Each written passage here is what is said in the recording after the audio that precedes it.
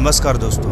2300 साल तक समंदर की गहराइयों में दफन रहा एक रहस्यमय जहाज, और अब वो इतिहास खुद सामने आ रहा है। यह कोई आम खोज नहीं है, बल्कि साइप्रस की समुद्री धरती से निकला एक आर्कियोलॉजिकल खजाना है। साल 2024 में समुद्री पुरातत्वविदों की एक अंतर्राष्ट्रीय टीम ने साइप्रस के समुद्र के भीतर स्कैनिंग शुरू की। इन स्कैनिंग्स में जो तस्वीरें उभरी वे हैरान कर देने वाली थी।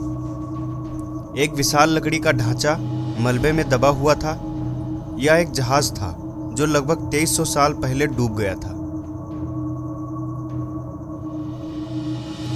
प्रारंभिक अध्ययन से पता चला कि यह जहाज संभवतः हेलेनिस्टिक काल का है, यानी सिकंदर महान के बाद का समय का है। जहाज में दर्जनों टेराकोटा के बर्तन, एम्फोरा, कांसे की मूर्तियां और सिक्के मिले।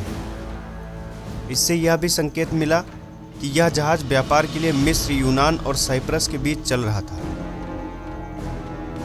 वैज्ञानिकों और इतिहासकारों का कहना है कि यह खोज समुद्री व्यापार और सभ्यता के बारे में हमारी समझ को पूरी तरह बदल सकती है।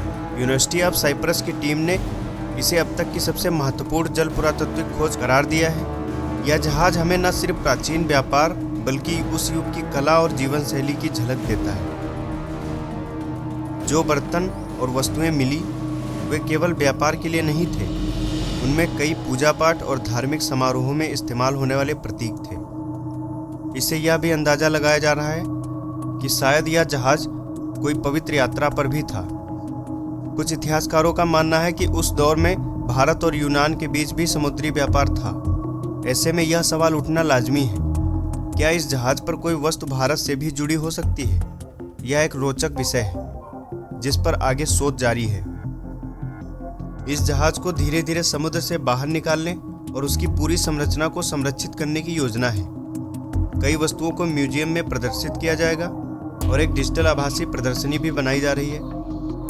हर जहाज एक कहानी कहता है, और इस जहाज ने हमें 2300 साल पुरानी सभ्यता की दहलीज पर खड़ा कर दिया है। सवाल अब भी बाकी है और इतिहास खुद जवाब देने के लिए समुद्र से बाहर आ रहा है। समय बीत जाता है, लेकिन इतिहास छुपा नहीं रह सकता। समंदर की गहराइयों में दफन ये जहाज हमें याद दिलाते हैं कि हर सभ्यता के पास कहने को एक कहानी होती है।